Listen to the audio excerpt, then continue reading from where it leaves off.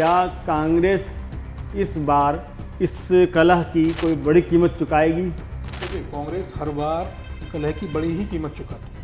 हर बार की कहानी है कांग्रेस की। जब भी कोई चुनाव आता है तो कांग्रेस में पहले ही फूट पड़नी शुरू हो जाती है और फूट के बाद फिर टूट और फिर वहाँ मच जाती है लूट। ये कहानी कांग्रेस की है। अब चरणजीत सिंह चन्नी ने साफ कह दिया है कि या तो मुझे प्रदेश अध्यक्ष बनाए या मुझे सीएम चेहरा घोषित करें।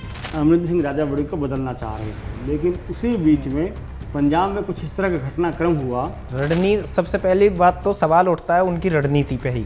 तो ये जो ऐसा नेतृत्व वाली बात है, ऐसी कांग्रेस में दिखती ही नहीं है। और यही सबसे जड़ ही यहीं से शुरू होती है कि हर जो व्यक्ति जो इस समय कांग्रेस में जाता है वो सोचता है कि मैं रातों रात सुपरस्टार बन जाऊं, मुझे ये पद मिल जाए, मैं वहां तक पहुंच जाऊं, ऐसा हो जाए, वो हो जाए। आप चुनाव हार गए हो, उसी व्यक्ति को फिर से नेतृत्व देना कहीं ना कहीं ये नेतृत्व पर सवाल खड़े करता है। जिसके पास सत्ता रहती है, जिसके पास सत्ता है वो उसी की चलती है। अब उनका कोई भी काम अटक रहा हो, कुछ भी हो रहा हो, भाई एक औरा तो बना ही रहेगा। सत्ता है हमारे पास, हम कुछ भी कर सकते।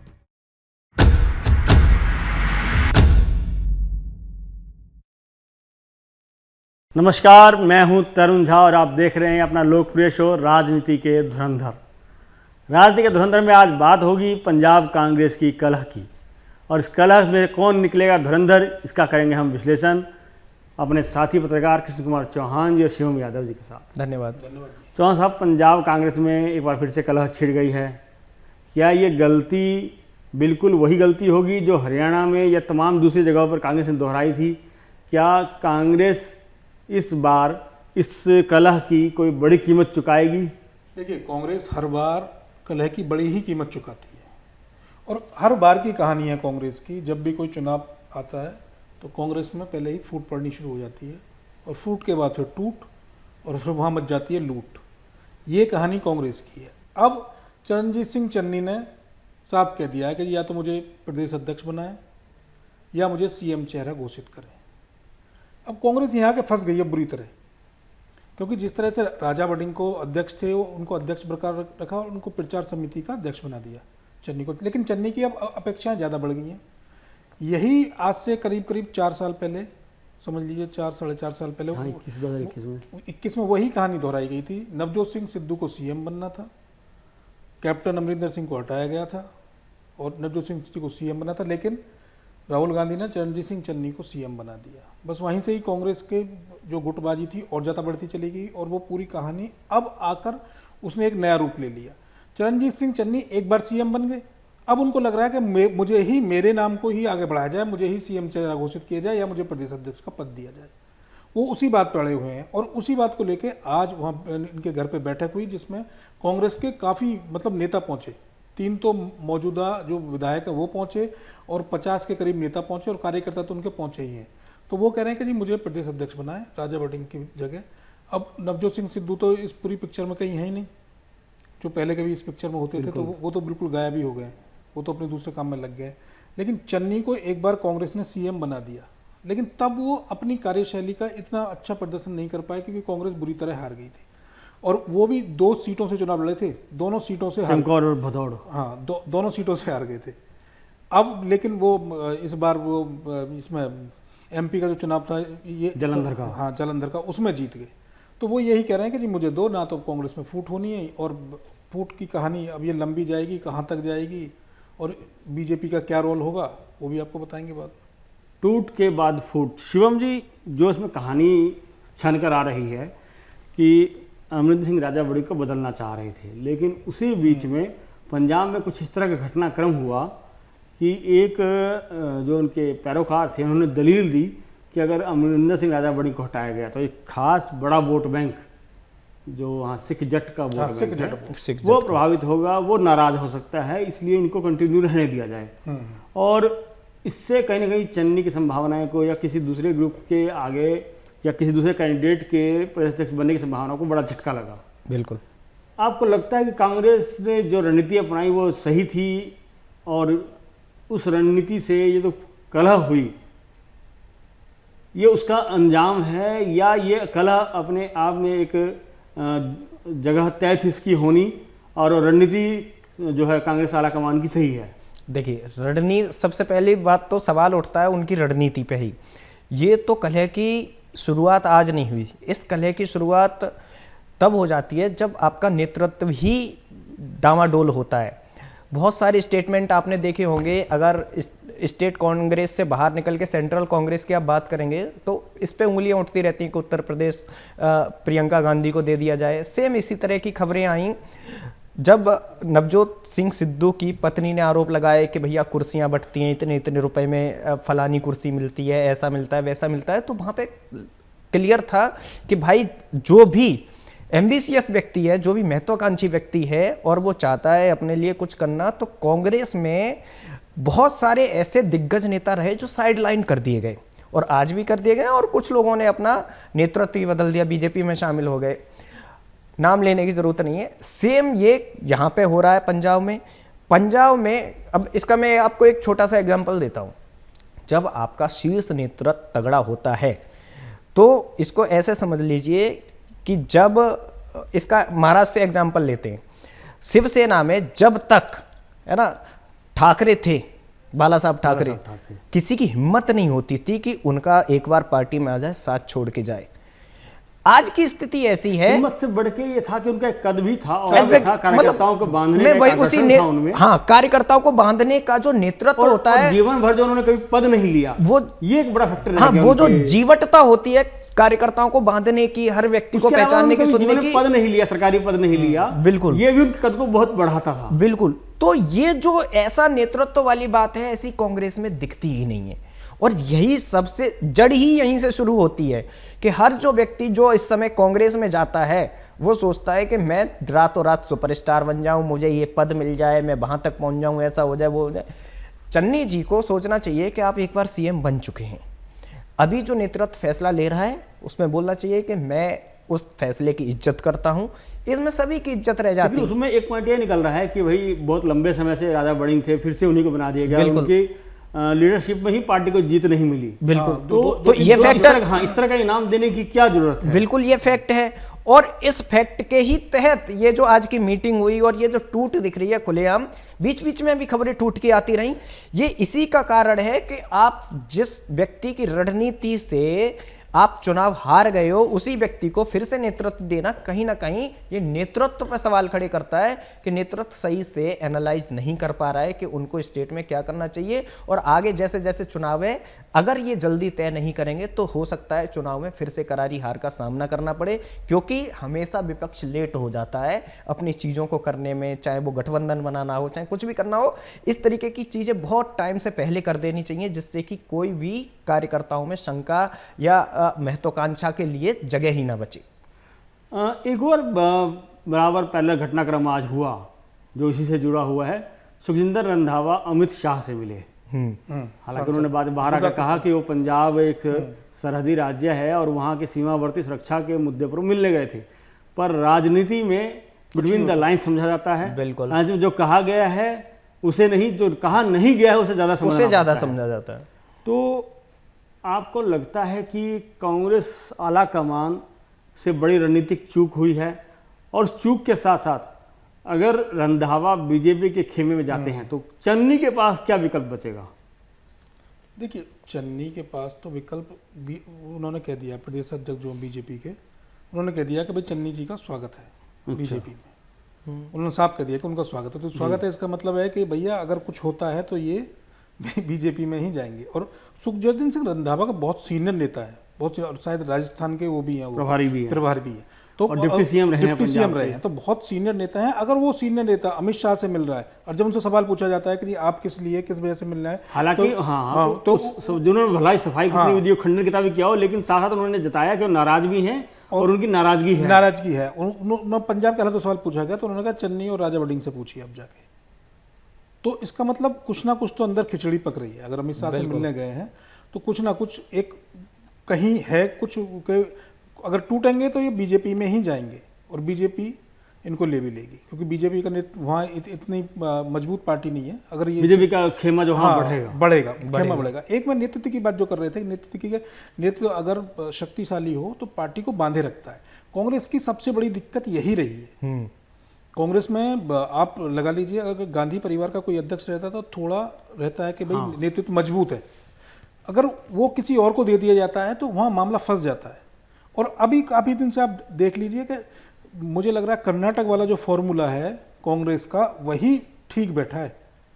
2.5 साल का जो था कि मुख्यमंत्री, उस पर भी बहुत जैसे तैसे करके उनको उसकी सीएम की कुर्सी मिली है उनको हटा के। लेकिन अब छत्तीसगढ़ का देख लीजिए, अब छत्तीसगढ़ में 2.5 साल का फॉर्मूला था कि भूपेश बघेल 2.5 साल रहेंगे और 2.5 साल और वो रहेंगे। लेकिन उसमें क्या हुआ, 2.5 साल भूपेश बघेल ने ऐसी चाल चली कि वो पूरे 5 साल रह गए। लेकिन कर्नाटक में कांग्रेस का यहाँ फॉर्मूला सफल हो गया।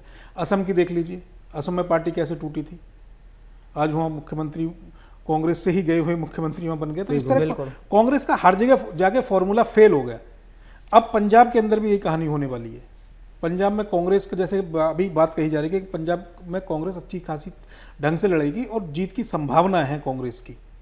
लेकिन अब क्या है, अब पार्टी टूटेगी, गुटबाजी होगी, अब एक भाजपा का कुछ गुट बन जाएगा, एक चन्नी का गुट बन जाएगा, और 2-4 नेता तो बीजेपी में आ ही चुके हैं और 2-4 आ जाएंगे तो कांग्रेस वहाँ कमजोर हो जाएगी। अमरिंदर सिंह का गुट पहले से सपोर्ट कर रहा है बीजेपी को, कैप्टन अमरिंदर सिंह पहले ही चले गए और भी कई लोग चले गए। तो अब ये देखा जाए, इसी से अब हरियाणा से देख लीजिए, हरियाणा में कांग्रेस की जीत की पूरी संभावना थी लेकिन कांग्रेस जीत ही नहीं पाई, वहाँ कुछ ही सीटों की कमी रह गई। अब क्या लगता है इसमें क्या रणनीतिक चूक हुई है, इसे कांग्रेस कैसे इस क्राइसिस को मैनेज कर सकती थी? मुझे तो लग रहा है रणनीतिक चूक जो आज से 4-4.5 साल पहले हुई राहुल गांधी से रणनीतिक बहुत बड़ी चूक मैं मानता हूँ। मैं मेरा जो मानना है, जिस तरह से आप नवजोत सिंह सिद्धू को सपोर्ट कर रहे थे कि वो सीएम बनेंगे, आपने नवजोत सिंह सिद्धू को बनाया नहीं, क्योंकि पंजाब के अंदर सिख जट ही सीएम एक कहा जाता है कि वही पंजाब को आज़ादी के बाद से, सॉरी आज़ादी का कितनी 66 के बाद से जब से हरियाणा पंजाब अलग अलग हुए तब से तो सिख जट सीएम का ही जो है बोलबाला रहा, उन्हीं की रही। बीच में चन्नी जैसे इक्के दुक्के नाम छोड़ दिए जाएं, कुछ टाइम के लिए आ गए बस, वो महीने प्रकाश सिंह बादल हो चाहे कैप्टन अमरिंदर सिंह हो जो और मजबूत सीएम रहे, भगवंत मान हो, तो इस तरह के सिख जट चेहरे और खास तौर पर सिख चेहरे ही वहाँ काबिज हुए हैं। अब उनको पता था तो इंटरनल हर कोई सर्वे करा लेता है। कांग्रेस को पता ही था कि चुनाव हार रहे हैं, उन्होंने चन्नी पे दाव खेल दिया। चन्नी की जगह सिद्धू पे दाव खेलते तो तस्वीर कुछ अलग होती। उस टाइम पे सिद्धू बहुत एक्टिव थे और बहुत कुछ करना चाहते थे, जिस तरह की उनकी बागपटुता है और भी बहुत सारी चीज़ें हैं। तो लेकिन वहीं से गलती शुरू हो गई, उन्होंने चन्नी को जो सीएम बनाया वहीं से पार्टी देख लीजिए, उसके बाद कितनी सीटें आई और सरकार बनी नहीं। तो वहाँ से ऐसी नींव पड़ गई। अब चन्नी को ये लग रहा है कि मैं ही सीएम का, मैं ही सब कुछ बन जाऊँ, सीएम भी मैं बन जाऊँ, प्रदेश अध्यक्ष भी मैं ही बन जाऊँ, तो बाकी लोग क्या करेंगे। हाँ, राजा अमरिंदर सिंह बड़िंग की जगह और किसी को भी अध्यक्ष बना सकते थे, चन्नी को ना बना के भले ही और किसी को बना सकते थे, क्योंकि राजा बड़िंग आप जैसे आपने कहा कि एक बार पहले रह ही चुके हैं, तो उनको हटा के किसी और को बना सकते थे, क्योंकि उनके नेतृत्व में 1-2 चुनाव हार चुकी है कांग्रेस, तो हो सकता था। लेकिन ये क्राइसिस मैनेजमेंट में कांग्रेस क्या सबसे पीछे रह जाती है। उसको बीजेपी के अंदर ये सब नहीं हो सकता। बीजेपी ने एक बार कह दी, किसी को बैठा दिया कि ये है जी आप आज से आपका प्रदेश अध्यक्ष या ये है, तो वही रहेगा। बीजेपी में सब उसको आत्मसात कर लेते हैं, ठीक है जी, उसके अंडर काम करने के लिए तैयार हो जाते हैं। तो पंजाब का ये जो घटनाक्रम है, ये बीजेपी के लिहाज से क्या कुछ समझ निकल सकता है? बीजेपी के लिए तो सबसे बढ़िया ही है। बीजेपी के लिए फ़ायदा है भैया, वहाँ से 4 नेता टूट के आएंगे, बीजेपी में आ जाएंगे। लेकिन बीजेपी के लिए लाइबिलिटी नहीं बनेगी। बीजेपी इन्हीं लोगों के खिलाफ मुखर रही है, इन्हीं के खिलाफ मोर्चा खोलती रही और इन्हीं को जो है प्रदेश का नुकसान करने वाला नेता बताती रही, और अब वो बीजेपी का हिस्सा अगर बन गए तो बीजेपी को आपको नहीं लगता कि ये फायदे से ज़्यादा नुकसान देगा? कोई नुकसान नहीं था, सियासत में सब होता ही है। सियासत ऐसी चीज़ है कि अब वो सियासत में आके एक बार आ जाए। अब पश्चिम बंगाल का उदाहरण ले लीजिए, अब सारे टूट के जिनके खिलाफ बीजेपी लड़ी थी, सारे टूट के बीजेपी में ही आ गए, बीजेपी में शामिल भले ही ना हुए हों, सपोर्ट तो बीजेपी को ही कर रहे हैं। बिल्कुल। तो उगते का नाम सूरज है, जो उग रही है पार्टी, जैसे बीजेपी है, राइज कर रही है, हर जगह राइज कर रही है, तो बीजेपी में आएंगे तो बीजेपी की तो स्ट्रेंथ बढ़ेगी। और इसका ताज़ा एग्जांपल आज का बताता हूँ। सुखजिंदर सिंह रंधावा के एएनआई पे मैं विजुअल देख रहा था, वो दिखा रहे थे कि भाई तरुण चुग के साथ है। तरुण चुग कौन है? राज्यसभा सांसद, बीजेपी के कुशल संगठन करता है। वो उतना फ्रंट लाइन पर नहीं रहते हैं, लेकिन तरुण चुग को संगठन में बहुत बड़ा ओहदा है, और ये मुख्यमंत्रियों से लेके स्वयंसेवक कार्यकर्ताओं से लेके स्वयंसेवक के मंत्रियों से लेके जानते हैं कि तरुण चुग कौन है। अगर उनके साथ रंधावा साहब घूम रहे हैं तो आप समझ लो ये बहुत बड़ी आहट और संदेश है कांग्रेस के लिए कि आप सुरक्षित नहीं हो, आपके लोग आपको छोड़ने के लिए तैयार खड़े हैं। और जैसा सर ने बताया कि अमित शाह साहब से भी मीटिंग हो रही है। दूसरी चीज, आम आदमी पार्टी के जो सांसद गए वो भी एक तरीके से संदेश ही है कि आप हमारे साथ आओगे, देखो अगर हमारी सरकार, हम लोग मिलजुल के अगर सरकार बनाते हैं तो आपको वो ओहदा मिलेगा जो अभी लोग हमारे साथ नहीं जुड़े हैं उनसे ऊपर आप रखे जाओगे। तो ये चीजें दिखा रही हैं। वो स्टेटमेंट बेशक दें कि नहीं हम सीमा सुरक्षा के लिए मिले, सीमा सुरक्षा आज का मुद्दा थोड़ी है, वो तो शुरुआत से रहा है कांग्रेस में, है ना। तो ये जो जैसा आपने कहा कि वो पीछे क्या चल रही है स्टोरी, वो दिखा रहा है। तरुण चुग के साथ कांग्रेस या आम आदमी पार्टी के लोगों का घूमना ये कोई नॉर्मल बात नहीं है। और अगर रंधावा जैसा व्यक्ति उनके साथ देखा जा रहा है, क्या रंधावा को नहीं पता है कि मीडिया जो मुझे कैप्चर कर रही है इसके क्या मायने होंगे? वो दिखाया जा रहा है कि आप अगर हमें संदेश देने, हाँ, वो मूक संदेश दिया जा रहा है कि आप अगर हमें नहीं चुनोगे तो हम क्या करने के लिए सक्षम हैं, हम किससे मिल रहे हैं, ये इस पे आपकी नजर होनी चाहिए। जो पॉइंट शिवम जी ने उठाया मैं उसी को आपसे एनालाइज करवाना चाहूँगा कि उस रंधावा आज मिले, बिल्कुल सही बात है, सब विजुअल्स आए, उसकी पूरी खबर पहले फैलाई गई, बाद में खंडन किया गया। हाँ, ये ऐसा रणनीतिक रूप से लग रहा है देखने में, दबाव बनाने। जी बिल्कुल। तो वही मैं पूछ रहा हूँ कि क्या रंधावा अपना मन बना चुके होंगे या दबाव की रणनीति होगी? देखिए, मन बनाने की बात तो ऐसी है कि अब कमलनाथ को ले लीजिए। हालांकि जब वो बाइट दे रहे थे उन्होंने कहा कि अंदर जो है राजस्थान के किसी नेता का नाम लिया कि वो बैठे हुए हैं, तो इससे ये भी नाम गया कि दबाव बना के और सिर्फ जो है तो भरोस देना चाह रहे हैं। हाँ, बिल्कुल। और उसके बाद जो है वो उसी लाइन पर रहेंगे, पार्टी लाइन पर ही रहेंगे। वो आप कमलनाथ का उदाहरण ले लीजिए। एमपी चुनाव से पहले कमलनाथ दिल्ली आ गए, डेरा डाल दिया, उनका बेटा भी साथ में आया, बीजेपी में शामिल होने की सारी बातें हो चुकी हैं, सब कुछ होने वाला था, लेकिन एट ए टाइम पर वो शामिल नहीं हुए। इसी तरह मुझे लग रहा है सुखदेव रंधावा को दबाव बना रहे हैं। ऐसे सचिन पायलट आ गए थे, हरियाणा में आ गए थे, रुके, सब कुछ हुआ, लेकिन बीजेपी में शामिल नहीं हुए, किसी कोई बात अटकी होगी, कुछ हो गया होगा। तो ऐसे ही रंधावा भी मुझे लग रहा है अभी दबाव बना रहे हैं, जब उन्होंने जाना होगा तो तुरंत चले जाएंगे। बिल्कुल।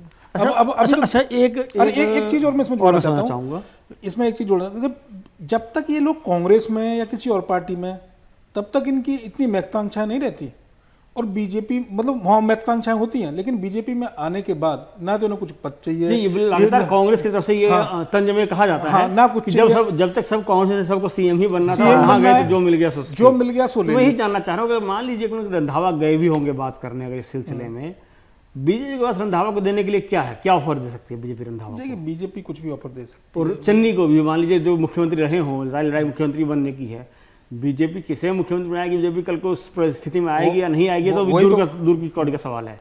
लेकिन अगर आ गई तो बीजेपी पहले ही एक अनाथ बीमार की स्थिति में होंगे, तो बीजेपी इनको देने के लिए क्या होगा? तो वही तो बता रहा था मैं कि भैया जब तक कांग्रेस में तब तक उनके पास महत्वाकांक्षाएं कि मुझे सीएम बनना है, और बीजेपी में सारी चीज खत्म हो जाती है। लेकिन दो जगह के उदाहरण है, बीजेपी जिसको चाहेगी उसको सीएम बनाए। दो जगह के उदाहरण है, बंगाल और आसाम। वहाँ जिस तरह से कांग्रेस कैडर से आए लोगों को बनाया गया, तो उसे देखकर तो ये जरूर लगता है कि सबके मन में इस बात का भरोसा कर सकते हैं कि कोई ऐसा एम्बार्गो नहीं है कि उन्हें मुख्यमंत्री नहीं बना सकता या उन्हें कोई बड़ा पद नहीं दिया जाता। अब तो इतने सारे मुख्यमंत्री चेहरे हो जाएंगे फिर तो बीजेपी के अंदर।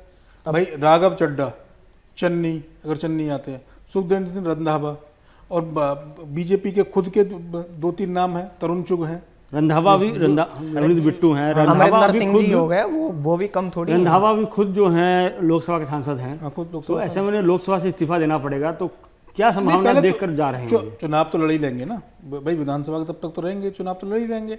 अगर हार गए पार्टी छोड़ेंगे तो वैसे ही उनकी इस्तीफा चली जाएगी। हाँ, तो चुनाव तो लड़ेंगे। अब कुछ दिया होगा ऑफर, और फिर दिल्ली में बंगाल से बीजेपी की सरकार आई, कम संभावना के बावजूद, तो बीजेपी के लिए पंजाब में भी संभावनाएं असीम हैं। और इसके उल्टे ये नेता भी रखते होंगे। अब ज्यादा बढ़ने लगी। कांग्रेस में जिस तरह से फूट पड़ रही है, फूट के बाद टूट होनी तय है, ये मान लीजिए आप, क्योंकि इतनी आसानी से मुद्दा सुलझने वाला है नहीं, बिल्कुल भी नहीं। क्योंकि उधर जट सिख अड़े रहेंगे, इधर चन्नी अड़े रहेंगे, और सब वोटों का ही मामला है। चन्नी जिस कम्युनिटी से आते हैं उसके भी 30% के करीब मुझे लग रहा है पंजाब में वोट है। तो वो भी तभी तो वो कह रहे हैं कि मुझे सीएम चेहरा घोषित कीजिए या फिर मुझे प्रदेश अध्यक्ष बनाइए। एक पॉइंट और मैं आपको बता देता हूँ, चन्नी जी के बहुत अच्छे रिलेशन है जो क्या कहते हैं क्रिश्चियन कम्युनिटीज़ हैं वो पंजाब की, उनका एक बहुत बड़ा वोट शेयर पिछले 15-20 साल में बढ़ा ये है। बिल्कुल ये भी एक बड़ा है ना? पॉइंट है और वहाँ एक बड़ा वोट बैंक है। हाँ, और ये बड़ा वोट बैंक है। इवन कुछ तस्वीरों में आप देखेंगे पीछे क्रॉस लगा हुआ चन्नी जी के ऑफिसों में घर में नजर आता है, वो उस वोट बैंक को भी काउंटर करते हैं। तो इसलिए भी चन्नी चाहते हैं कि मेरे साथ जितना लोग जुड़े हुए हैं उतना किसी और के साथ नहीं है, और कांग्रेस मुझे सीएम फेस घोषित करे। और ये बिल्कुल अब है, फैक्टर है, पहले नहीं था लेकिन अब है ये फैक्टर। तो चौहान साहब आप बता रहे थे कि फूट के बाद टूट तय है, तो अब कांग्रेस में कलह का ऊंट किस करवट बैठेगा ये आने वाले दिनों में देखने को मिलेगा हमें, और उनका भी विश्लेषण करेंगे हमारे साथी पत्रकार कृष्ण कुमार चौहान और शिवम यादव जी। आज जो कुछ भी आया, जो पर्दे के पीछे आप लोग देख नहीं पाए, उसका भी विश्लेषण किया चौहान जी और शिवम जी ने, और एक बारीक से बारीक जानकारी आप तक पहुंचाने का प्रयास किया। आप लगातार हमारा शो देखते रहिए राजनीति के धुरंधर, और ऐसे ही अंदरूनी जानकारियों के साथ आप विश्लेषण देखते रहेंगे हमारे शो राजनीति के धुरंधर में। तब तक के लिए धन्यवाद। धन्यवाद।